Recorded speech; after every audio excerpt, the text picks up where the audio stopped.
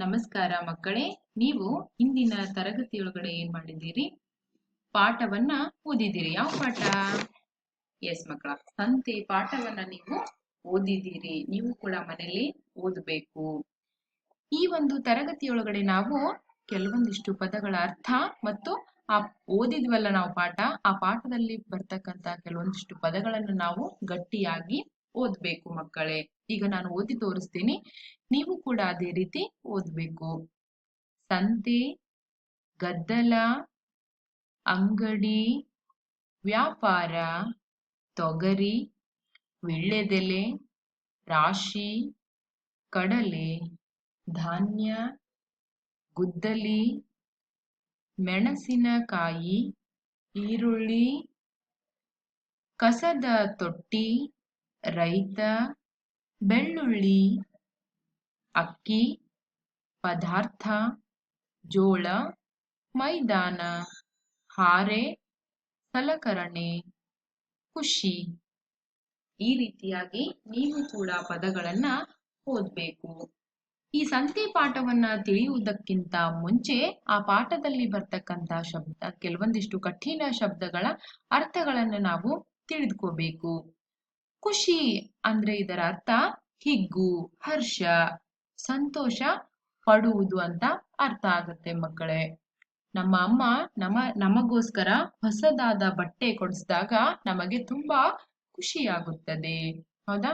ಇನ್ನೊಬ್ಬರ ಮುಂದೆ ಅಮ್ಮ ನನ್ನನ್ನು ಹೊಗಳಿದಾಗ ನನಗೆ ಹರ್ಷ ಉಂಟಾಗುತ್ತದೆ. ಇದರ ಅರ್ಥ ಸಂತೋಷ ಪಡುವುದು.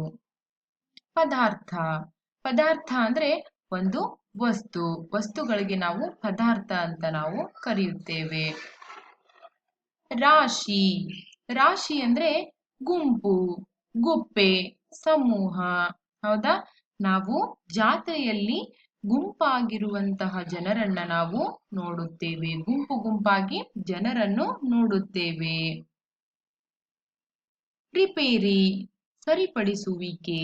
ನೀವೆಲ್ಲ ಮನೆಯಲ್ಲಿ ಕೆಲವೊಂದಿಷ್ಟು ನಿಮ್ಮ ಆಟದ ಸಾಮಾನುಗಳು ಏನಾದ್ರೂ ಕೆಟ್ಟಿರುವಾಗ ನೀವೇನ್ ಮಾಡ್ತೀರಿ? ನೀವೇ ಸ್ವತಃ ಅವುಗಳನ್ನ ರಿಪೇರಿ ಮಾಡುತ್ತೀರಿ, ಅಂದ್ರೆ ಸರಿಪಡಿಸ್ತೀರಿ.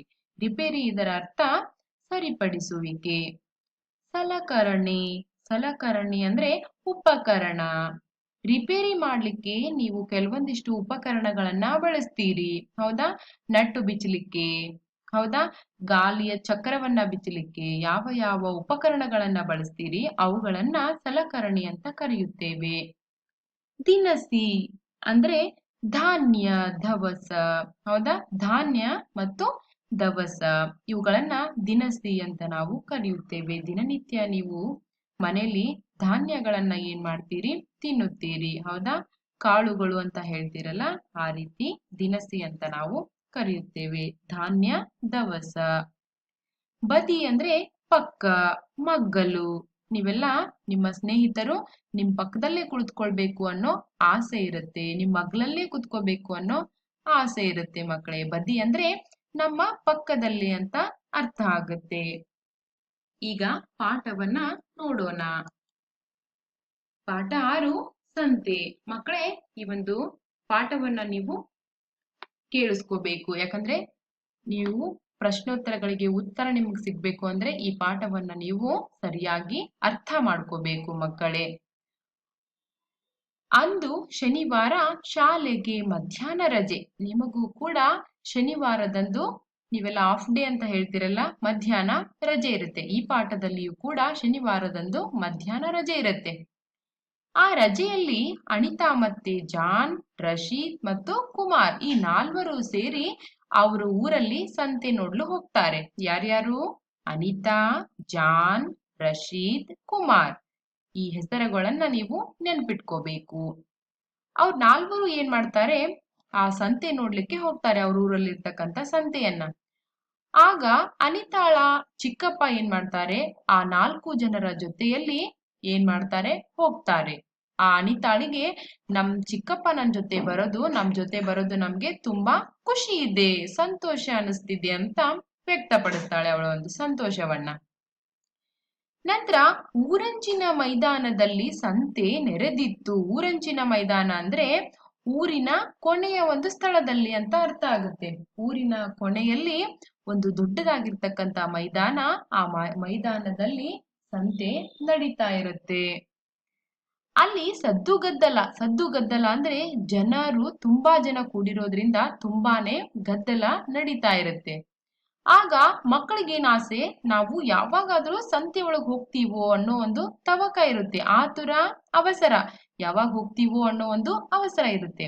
ಆದ್ರೆ ಅವ್ರ ಜೊತೆ ಅನಿತಾಳ ಚಿಕ್ಕಪ್ಪ ಹೋಗಿರ್ತಾನೆ. ಆ ಚಿಕ್ಕಪ್ಪ ಏನ್ ಹೇಳ್ತಾನೆ, ನೀವು ಸಂತೆಯ ಮುಂಭಾಗದಲ್ಲಿ ಅವ್ರನ್ನ ಏನ್ ಮಾಡ್ತಾನೆ, ನಿಲ್ಲಿಸ್ಕೊಂಡು ಅವ್ರಿಗೆ ಹೇಳ್ತಾನೆ, ಮಕ್ಕಳೇ ನೀವೇನ್ ಮಾಡ್ಬೇಡ್ರಿ, ಅವಸರ ಮಾಡ್ಬೇಡಿ, ಹೌದಾ, ಅವಸರದಿಂದ ಚದುರಿ ಹೋಗ್ಬೇಡಿ. ಚದುರಿ ಅಂದ್ರೆ ನೀವೆಲ್ಲ ಚೆಲ್ಲಾಪಿಲ್ಲಿ ಆಗ್ಬೇಡ್ರಿ, ಒಬ್ರಲ್ಲಿ ಒಬ್ರಿಲ್ಲಿ, ಸಂತೆ ತುಂಬಾ ಗದ್ದಲ ಇರೋದ್ರಿಂದ ನೀವು ಚದುರಿ ಹೋಗ್ಬಾರ್ದು ಅಂತ ಅವರ ಚಿಕ್ಕಪ್ಪ ಹೇಳಿ, ನೀವು ನನ್ ಜೊತೆಯಲ್ಲಿ ಬರ್ಬೇಕು, ನಾನ್ ನಿಮಗೆ ಏನ್ ಮಾಡ್ತೀನಿ, ಎಲ್ಲಾ ಸಂತೆಯನ್ನು ಕೂಡ ನಾನ್ ನಿಮ್ಗೆ ತೋರಿಸ್ತೀನಿ ಅಂತ ಹೇಳ್ತಾನೆ.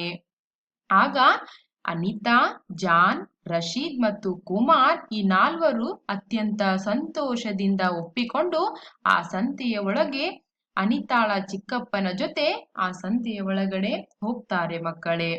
ಆ ಸಂತೆ ಒಳಗಡೆ ಹೋದ್ಮೇಲೆ ಅಲ್ಲಿ ಏನೇನಾಗತ್ತೆ, ಅಲ್ಲಿ ದಿನಸಿ ಅಂಗಡಿಗಳು ಸಾಲು ಸಾಲಾಗಿದ್ದವು. ಅಕ್ಕಿ, ಜೋಳ, ರಾಗಿ, ತೊಗರಿ, ಕಡಲೆ ಮುಂತಾದ ಧಾನ್ಯಗಳ ರಾಶಿ ಒಂದು ಕಡೆ ಇದೆ. ಇನ್ನೊಂದು ಬದಿಯಲ್ಲಿ ತೆಂಗಿನಕಾಯಿ, ಎಳೆನೀರು, ಕೊಬ್ಬರಿ ಇಟ್ಟಿದ್ದಾರೆ. ಮುಂದಿನ ಸಾಲಿನಲ್ಲಿ ಈರುಳ್ಳಿ, ಬೆಳ್ಳುಳ್ಳಿ ಗುಡ್ಡೆಗಳಿವೆ. ಹೌದಾ, ಅವರು ಸಂತೆ ಒಳಗೆ ಹೋದ ತಕ್ಷಣ ಅವ್ರಿಗೆ ಏನಾಗುತ್ತೆ, ದಿನಸಿ ಅಂಗಡಿಗಳು ಕಾಣಿಸುತ್ತೆ, ಮತ್ತೆ ಸಾಲು ಸಾಲಾಗಿರ್ತಕ್ಕಂಥ ಅಕ್ಕಿ, ಜೋಳ, ರಾಗಿ, ತೊಗರೆ, ಕಡಲೆಗಳನ್ನ, ಕೆಲವೊಂದಿಷ್ಟು ಧಾನ್ಯಗಳನ್ನ ಇಟ್ಟಿರೋದು ಕಾಣಿಸುತ್ತೆ, ಮತ್ತೆ ತೆಂಗಿನಕಾಯಿಗಳು ಕಾಣಿಸುತ್ತೆ, ಎಳೆನೀರು ಕಾಣಿಸುತ್ತೆ, ಹೌದಾ, ಕೊಬ್ಬರಿ ಅಂಗಡಿಗಳು ಕಾಣಿಸ್ತವೆ, ಮತ್ತೆ ಅದ್ರ ಜೊತೆಗೆ ಬೆಳ್ಳುಳ್ಳಿ ಮತ್ತೆ ಈರುಳ್ಳಿ ಗುಡ್ಡೆಗಳು ಕೂಡ ಅವರಿಗೆ ಆ ಒಂದು ಸಂತೆಯಲ್ಲಿ ಕಾಣಿಸುತ್ತೆ ಮಕ್ಕಳೇ. ನೀವು ಕೂಡ ಸಂತೆಗೆ ಹೋಗಿರ್ತೀರಿ, ಹೌದಾ. ಇಲ್ಲಿ ನಾನು ಕೆಲವೊಂದಿಷ್ಟು ಚಿತ್ರಗಳನ್ನ ತೋರಿಸ್ತೀನಿ, ನೀವು ಆ ಚಿತ್ರಗಳನ್ನ ಗಮನಿಸ್ಬೇಕು ಮಕ್ಕಳೇ. ಅವರಿಗೆ ದಿನಸಿ ಅಂಗಡಿಗಳು ಕಾಣಿಸುತ್ತೆ, ಹೌದಾ, ನೀವೆಲ್ಲ ಏನ್ ಮಾಡ್ತೀರಿ, ದಿನಸಿಗಳನ್ನ ನೋಡಿರ್ತೀರಿ, ಈಗೂ ಕೂಡ ಚಿತ್ರದಲ್ಲಿ ನೋಡ್ತಾ ಇದ್ದೀರಿ, ಹೌದಾ. ಈ ಎಲ್ಲವೂ ದಿನಸಿಗಳು. ನಂತರ ಭರಣಿ ಅಂದ್ರೆ ಟೋಪಿ ಅಂಗಡಿಗಳು, ಹೌದಾ, ಟೋಪಿ ಅಂಗಡಿಗಳು, ಹೌದಾ. ವಿಜಯಪುರದಲ್ಲಿ ತುಂಬಾನೇ ಬಿಸಿಲಿರೋದ್ರಿಂದ ನಿಮಗೇನ್ ಬೇಕು, ನೀವೆಲ್ಲ ಕ್ಯಾಪ್ ಅಂತ ಹೇಳ್ತೀರಲ್ಲ, ಅದು ಬೇಕೇ ಬೇಕು, ಹೌದಾ. ಅಲ್ಲಿ ಸಂತೆಯಲ್ಲಿ ಏನಾಗುತ್ತೆ, ಟೋಪಿ ಅಂಗಡಿಗಳು ಕೂಡ ಇರುತ್ತೆ ಮಕ್ಕಳೇ. ನಂತರ ಭರಣಿಗಳ ಅಂಗಡಿ, ಹೌದಾ, ಭರಣಿ, ಹೌದಾ, ನೀವೆಲ್ಲ ಏನ್ ಮಾಡ್ತೀರಿ, ಖಾರವನ್ನ ಹಾಕಿಡ್ಲಿಕ್ಕೆ, ಸಕ್ಕರೆ ಹಾಕಿಡ್ಲಿಕ್ಕೆ ಕೆಲವೊಂದಿಷ್ಟು ಭರಣಿಗಳನ್ನ ಉಪಯೋಗಿಸ್ತೀರಿ. ಆ ಭರಣಿಗಳು ಕೂಡ ನಮಗೆ ಸಂತೆಯಲ್ಲಿ ಸಿಗುತ್ತೆ ಮಕ್ಕಳೇ. ನಂತರ ತಿಂಡಿ ಅಂಗಡಿ, ಎಲ್ಲಾ ನೀವು ಏನ್ ಸಂತೆ ಮಾಡ್ಕೋಬೇಕು ಅಂತ ಅನ್ಕೊಂಡಿರ್ತೀರೋ ಆ ಸಂತೆ ಮುಗಿದ ನಂತರ ನೀವೇನ್ ಮಾಡ್ತೀರಿ, ಏನಾದ್ರೂ ಸ್ವಲ್ಪ ತಿನ್ಕೊಂಡ್ ಮನೆಗೆ ಹೋಗ್ಬೇಕು ಅಂತ ನೀವೆಲ್ಲ ಸಮೋಸ, ಪಾನಿಪುರಿ ಈ ರೀತಿ ಎಲ್ಲ ತಿಂತೀರಲ್ಲ, ಆ ಎಲ್ಲ ಅಂಗಡಿಗಳು ಕೂಡ ಸಂತೆಯಲ್ಲಿ ಇರುತ್ತೆ ಮಕ್ಕಳೇ. ಅದ್ರ ಜೊತೆಗೆ ಹೆಣ್ಣು ಮಕ್ಕಳಿಗೆ ಅತ್ಯಂತ ಪ್ರಿಯವಾಗಿರುವ ಆಭರಣಗಳ ಅಂಗಡಿಯು ಕೂಡ ಸಂತೆಯಲ್ಲಿ ನೋಡ್ತೀವಿ. ಅದ್ರ ಜೊತೆಗೆ ಸಂಗೀತ ವಾದ್ಯಗಳ ಅಂಗಡಿಗಳನ್ನು ನಾವು ಸಂತೆಯಲ್ಲಿ ನೋಡುತ್ತೇವೆ. ಚಿತ್ರವನ್ನ ಗಮನಿಸಬೇಕು. ನಿಮಗೆಲ್ಲ ಇಷ್ಟವಾಗಿರ್ತಕ್ಕಂಥ ಬಟ್ಟೆ ಅಂಗಡಿಗಳನ್ನು ಕೂಡ ನಾವು ನೋಡುತ್ತೇವೆ.